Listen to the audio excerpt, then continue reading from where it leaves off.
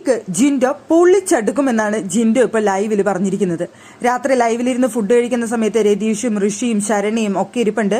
അപ്പൊ അവിടെ ജിൻഡോ പറയുന്നുണ്ട്, നിങ്ങളെ പോലെ എനിക്ക് അർത്ഥം നോക്കിയിട്ട് ഞാൻ പറയുന്ന വാക്കുകൾ ശരിയാണോ തെറ്റാണോ എന്നൊന്നും നോക്കി എനിക്ക് സംസാരിക്കാനായിട്ട് അറിയില്ല.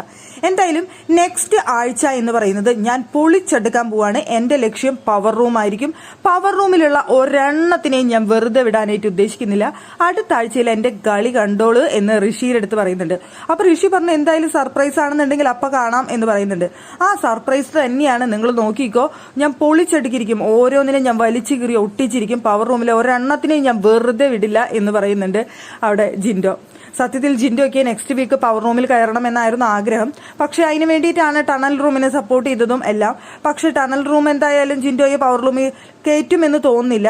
പവർ റൂമിൽ കയറ്റാത്തത് കൊണ്ട് തന്നെ ജിൻഡോയ്ക്ക് പവർ റൂമിൽ കയറുന്നവരോട് ഇത്തിരി കലിപ്പുണ്ടാവാനുള്ള ചാൻസ് ഉണ്ട്. അതുകൊണ്ട് തന്നെ ജിൻഡോ ഇപ്പോൾ തന്നെ പറഞ്ഞു വെച്ചിട്ടുണ്ട്, അടുത്ത ആഴ്ച എന്ന് പറയുന്നത് പവർ റൂമിനെ തകർക്കാനുള്ള ആഴ്ചയാണ്, എന്റെ മറ്റൊരു മുഖമാണ് അടുത്ത ആഴ്ച കാണുക എന്നാണ് ജിൻഡോ പറഞ്ഞിട്ടുള്ളത്. ഏറിപ്പോയാൽ നിങ്ങൾ ജയില് തരും, അല്ലാന്നുണ്ടെങ്കിൽ നിങ്ങൾ നോമിനേഷനിലിടും.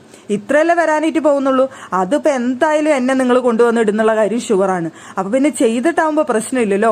അപ്പൊ അത് അടുത്ത ആഴ്ച എന്ന് പറയുന്നത് ഞാൻ പൊളിച്ചെടുക്കാൻ പോകുന്ന ഒരാഴ്ചയാണെന്നാണ് ജിൻഡോ ഇരുന്ന് ഋഷിയോടും അവിടെ ശരണ്യയുടെ അടുത്തും പറയുന്നത്. ഈ ആഴ്ച അവിടെ ശരണ്യയും എനിക്ക് സായിയും ഒക്കെ ഉള്ള കാരണമാണ് ഞാൻ ഒന്നും ചെയ്യാതിരുന്നത്, നിങ്ങളൊക്കെ പാവല്ലേ എന്ന് വിചാരിച്ചിട്ട്. പക്ഷെ അടുത്ത ആഴ്ച ഞാൻ അങ്ങനെയല്ല. ഈ ആഴ്ച ഞാൻ ശാന്തനായി കളിച്ചു എന്നുണ്ടെങ്കിൽ അടുത്ത ആഴ്ച എന്റെ ഒരു പ്രത്യേക മുഖം കാണുമെന്ന് അവിടെ ഇപ്പോൾ തന്നെ ജിൻഡോ പറഞ്ഞു വെച്ചിട്ടുണ്ട്.